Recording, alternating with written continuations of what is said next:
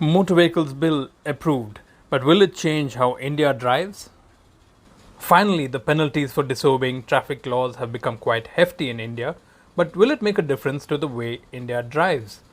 The Union Cabinet on Monday, 24th June, approved the Motor Vehicles Amendment Bill that proposes hefty penalties for violation of traffic laws.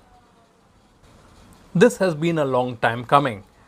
This 2017 bill, which was pending for approval in the Rajya Sabha, lapsed after the term of the 16th Lok Sabha ended. According to a PTI report, it has now been cleared by the Cabinet and will be presented to Parliament in the current session.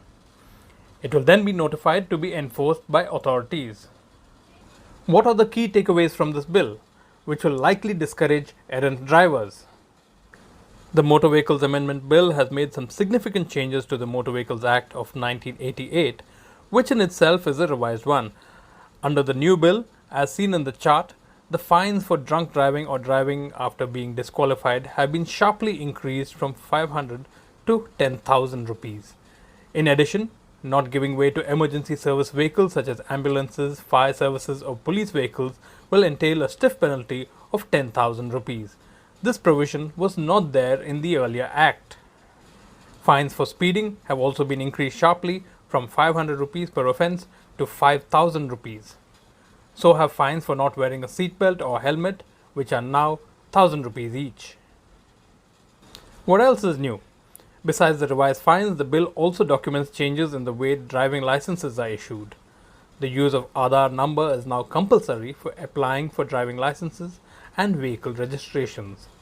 Also, driving licenses in India were earlier valid for 20 years or until the person turns 50 years old. Now, driving licenses will be valid for only 10 years for those between ages 30 and 50. If someone gets a license between the age of 50 and 55, it will be valid till the age of 60, while for those who renew their licenses after age 55, validity of the renewed license will be for only 5 years.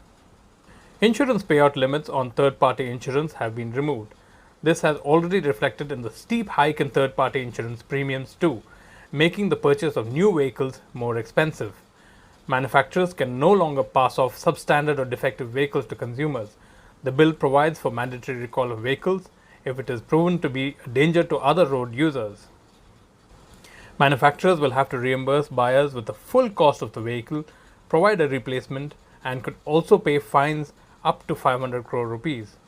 At the moment, recalls are only voluntary for vehicle manufacturers. In addition, the new bill now recognizes taxi aggregators such as Ola and Uber and imposes hefty fines if they are found to be violating norms of operation. This provision wasn't there in the earlier act. What's next? The Motor Vehicles Amendment Bill will be presented to Parliament in this 2019 monsoon session. It will then be notified to authorities. Meanwhile, the Ministry of Road Transport and Highways has asked for a standardization of driving license formats across the country. This will be all linked online in its Sarathi database, which will store information about the license holder and challans issued. It already has about 15 crore driving license records available. The government has also started issuing e-challans for violations, which will directly reach owners of the vehicles found violating rules. These fines can also be paid online on the government's Parivahan website. However, not everyone is convinced of its implementation.